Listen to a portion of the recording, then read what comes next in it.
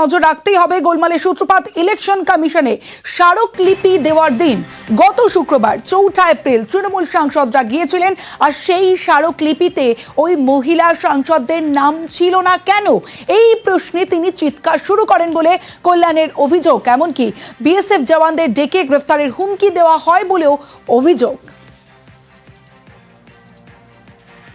আমাদের একজন মহিলা এমপি বলছে আমার নাম নেই কেন, আমাকে যে সিগনেচার কালেক্ট করা হয়নি কেন। দেন সি শাউটেড যে ডেলিভারিলি আমাকে সিগনেচার করে না। আমার ডোন্ট কোয়ার্ড মি, আমার সঙ্গে ঝগড়া করুন। Then she was shouting at a top level, I was also shouting. In the mean time সেই ভদ্রমহিলা দৌড়ে চলে গেলেন বিএসএফ কে গিয়ে বলছে অ্যারেস্ট মাই এমপি, অ্যারেস্ট। ভাই আমি 40 বছর রাজনীতি করছি, আমি শুধু আদানি আর মোদির বিরুদ্ধে লড়ি না, আমি সবাইকার বিরুদ্ধে লড়ি। সেই মহিলার আর কোনো ইস্যু নেই মহিলা এমপি, একটি আদানি আর একটা নরেন্দ্র মোদী। অন্য বিজেপির কোন নেতাকে চ্যালেঞ্জ করে না, পশ্চিমবাংলার কোন নেতা সম্বন্ধে কিছু বলে না। আমার মতো একজন লোককে বলছি জেলে ঢোকাও, বলেছে অশালীন শব্দ ব্যবহার, এটা মিথ্যে কথা সম্পূর্ণ। আমাদেরই একজন এমপি যে বাইরে থেকে এসছে, আমাদের প্রদেশের নয়, সে বাইরের প্রদেশের এমপি, সেই ভিডিওটা করে বাজারে ছেড়ে দিয়েছে। এবং এই যে মহিলা এমপি, এই মহিলা এমপি গত কিছুদিন আগে আমাকে ছোট লোক বলেছে ইন দি পার্লামেন্ট ইটসেলফ। এবং যে চিঠি ইলেকশন কমিশনে যে চিঠি পড়েছে তাদের সেই এমপি সই নেই। সেদিনকে জানিয়েছি, ডিরেক্ট জানিয়েছি, সুবিধা জানিয়েছি, সুবিধাকেও আমি জানিয়েছি। দল যেদিন বলবেন ছেড়ে দিয়ে চলে যাব, কিন্তু এইসব অসংখ্য মহিলা এমপিকে সহ্য করবো না। There is limit of the things. পার্টিকে লজ্জায় ফেলেছে। গত শুক্রবার ৪ এপ্রিল তৃণমূল সাংসদরা গিয়েছিলেন ইলেকশন কমিশনে আর সেই স্মারকলিপিতে ওই মহিলা সাংসদের নাম কেন ছিল না এই প্রশ্নে তিনি চিৎকার শুরু করেন বলে কল্যাণের অভিযোগ। এমনকি বিএসএফ জওয়ানদের ডেকে গ্রেফতারের হুমকি দেওয়া হয় বলেও অভিযোগ।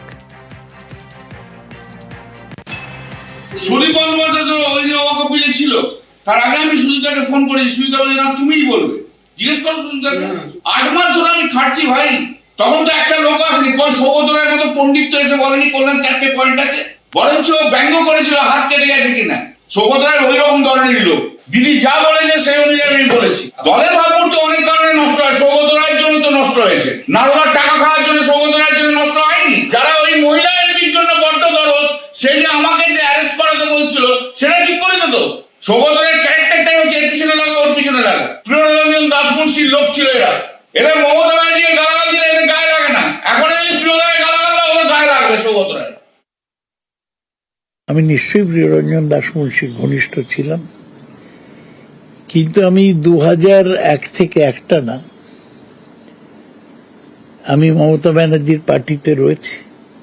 এবং তার আগে যখন মমতা ব্যানার্জি কংগ্রেসে ছিলেন 93-এর 21শে জুলাই কল্যাণকে কোথাও দেখিনি। আমি কিন্তু পার্টির সঙ্গে ছিলাম। আমার কল্যাণের থেকে সার্টিফিকেট নেবার দরকার নেই।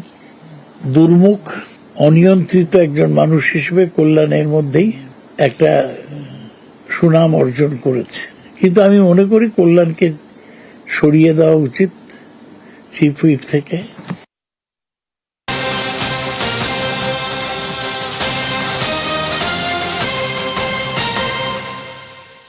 পরিচালকের গাড়ির ধাক্কায় মৃত্যুতে বিতর্ক। ঠাকুরপুকুরে মত্ত অবস্থায় গাড়ি দুর্ঘটনা, গাড়ির ধাক্কায় আহত 8, মৃত 1 আর রাতভর মদ্যপানের পর গাড়ি চালান পরিচালক।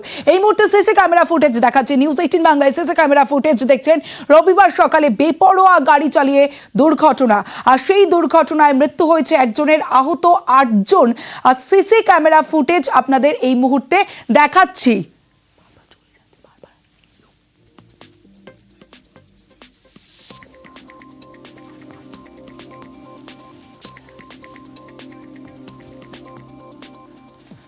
পরিচালকের গাড়ির ধাক্কায় মৃত্যুতে বিতর্ক। ঠাকুরপুকুরে মত্ত অবস্থায় গাড়ি দুর্ঘটনা, গাড়ির ধাক্কায় আহত 8 জন, মৃত 1। রাতভর মদ্যপানের পর গাড়ি চালান পরিচালক। রবিবার সকালে বেপরোয়া গাড়ি চালিয়ে দুর্ঘটনা, পরপর গাড়িতে ধাক্কা পরিচালকের। দুর্ঘটনার সময় গাড়িতে আরো 3 জন, গাড়িতে থাকা সকলেই মত্ত ছিলেন দাবি প্রত্যক্ষদর্শীদের। সেই ছবি আপনাদের দেখাচ্ছি। ঠাকুরপুকুরে দুর্ঘটনায় গ্রেফতার করা হয়েছে পরিচালককে। ঘটনার মুহূর্তের ছবি নিউজ 18 বাংলা। এবং 2 মহিলা ছিলেন এবং তাদের যখন প্রিজন ভ্যানে তোলা হচ্ছে ঠিক সেই সময়ের ছবিটা দেখুন। মত্ত অবস্থায় ছিলেন আর ঠিক এভাবেই প্রিজন ভ্যানে যখন তোলা হচ্ছে আবার পড়ে গেলেন মাটিতে।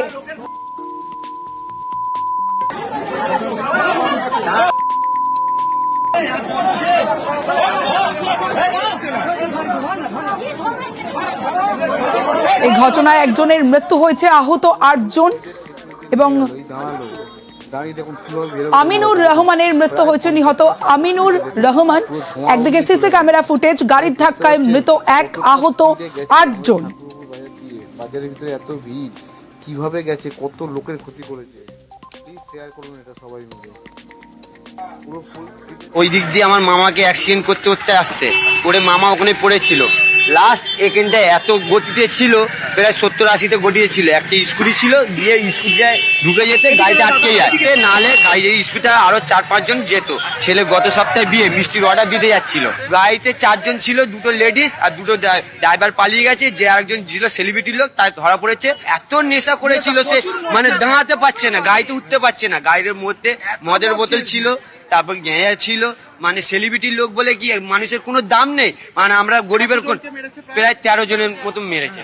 হ্যাঁ, এবার আমার মামা যে চলে গেল, আমার মামাকে আর ফেরত পাবো না। পুলিশ বলছে আপনারা পয়সা দিয়ে মিউচুয়াল করে নিন। হ্যাঁ। পরিচালকের গাড়ির ধাক্কায় মৃত্যুতে বিতর্ক, এবং সে সময় গাড়িতে 3 জন মহিলা ছিলেন, যার মধ্যে একজন পালিয়ে গিয়েছিলেন, এমনটাও আমরা জানতে পারছি এবং আমরা কথা বলেছিলাম। শোনাবো প্রতিক্রিয়া তার। আমি মানসিকভাবে এখন আমি না কি জানি না আমি কি বলবো। আমি খুব সরি যে এই ঘটনাটার জন্য, এটুকুই বলতে চাই। যে ছবি আপনাদের দেখাচ্ছে সিসি ক্যামেরা ফুটেজ, পরিচালকের গাড়ির ধাক্কায় মৃত্যুতে বিতর্ক, এবং দেখুন কিভাবে গাড়ি নিয়ে যখন যান, কিভাবে একের পর এক গাড়িতে ধাক্কা। যে ঘটনায় যেমনটা প্রত্যক্ষদর্শীরা জানাচ্ছেন যে 12-13 জনকে ধাক্কা মেরেছেন, তার মধ্যে 8 জন আহত এবং একজনের মৃত্যু হয়েছে। ইতিমধ্যেই গ্রেফতার করা হয়েছে ধৃত পরিচালক সিদ্ধান্ত দাসকে।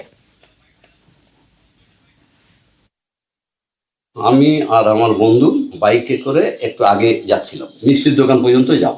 দেখছি গাড়িটা প্রথমে একজনকে মারলো, আরেকজনকে মারলো, মেরে এত স্পিডে এসে আমার বাইকে মেরেছে। আমি বাইকে মারতে আমি তখন উল্টে পড়ে যাই। তারপরে আমার আর কোনো জ্ঞান নেই। আর আমার বন্ধু আমার পাশে দাঁড়িয়েছিল। ব্রেক ফেল করে অ্যাক্সিডেন্ট হয়েছে, আপনি কি বলবেন? না, ব্রেক ফেল হয়নি, এটুকু আমি 100% আপনাদের বলতে পারি। কারণ গাড়িটা ও ব্রেক মেরে দাঁড়িয়েছিল, তারপরে স্পিডে বার হয়েছে, সেটা সেই পর্যন্ত আমি দেখেছি। এবং একবার এদিকে করছে, একবার ওদিকে করছে।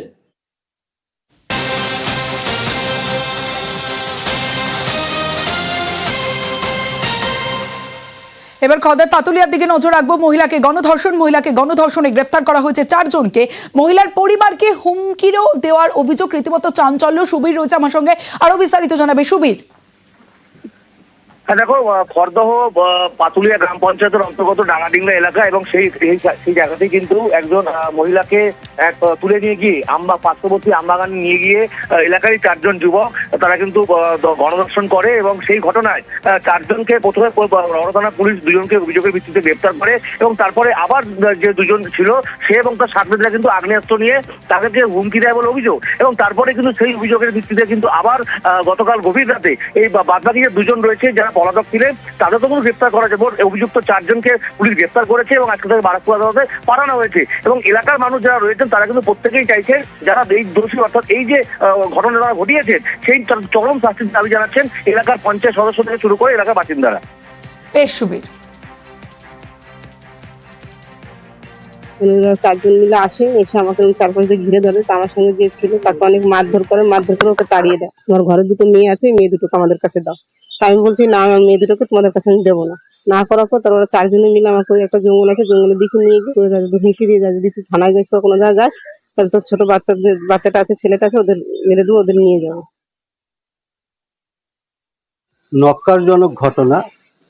এই ঘটনাটা যেখানে যেভাবেই ঘটুক না কেন, এটা কাম্য নয়। আমি এটা চাই প্রশাসনের পক্ষ থেকে কঠোর থেকে কঠোরতম শাস্তির আমি দাবি জানাচ্ছি।